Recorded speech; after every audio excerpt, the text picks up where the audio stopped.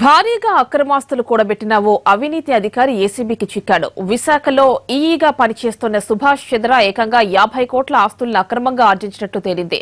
ఆయనతో పాటు బంధువుల ఇళ్లలో ఏకకాలంలో దాడులు చేసి వీటిని సీజ్ చేశారు.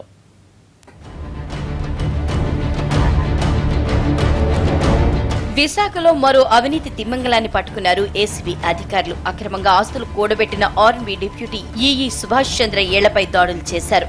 ఇతడికి భారీగా ఆస్తులున్నట్లు గుర్తించిన ఏసీబీ అధికారులు విశాఖ, విజయనగరం, శ్రీకాకుళం, హైదరాబాద్లోని అతని ఇళ్లతో పాటు బంధువుల ఇళ్లు, ఆఫీసుల్లో ఏకకాలంలో సోదాలు నిర్వహించారు.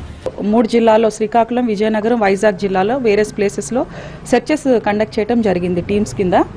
ఇందులో భాగంగా ఆల్మోస్ట్ అంటే 4.09 క్రోర్స్ ఏదైతే డాక్యుమెంటరీ వాల్యూ ఉందో దాంతో ప్రాపర్టీస్ డిటెక్ట్ చేయడం జరిగింది. విశాఖలో 15, విజయనగరంలో 2 ఇళ్ల స్థలాలను గుర్తించారు. 60 తులాల బంగారం, 850 గ్రాముల వెండి, 1,10,000 నగదు స్వాధీనం చేసుకున్నారు. ఇందులో 90,000 రూపాయలు కొత్త 2,000 నోట్లే కావడం విశేషం. ఇప్పటి వరకు గుర్తించిన ఆస్తుల విలువ 50 కోట్లపైనే ఉంటుందంటున్నారు ఏసీబీ అధికారులు.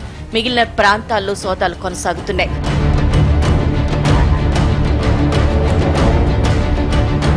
ఉత్తరాంధ్ర 3 జిల్లాలకు ఈయనే హెడ్ కావడంతో భారీగా ఆస్తులు కూడబెట్టాడు సుభాష్ చంద్ర. ఈ ఆస్తుల్ని ఇతనితో పాటు భార్య, కుమారుడి పేరుతో ఉన్నాయి. సోదాలు కొనసాగుతున్నాయి.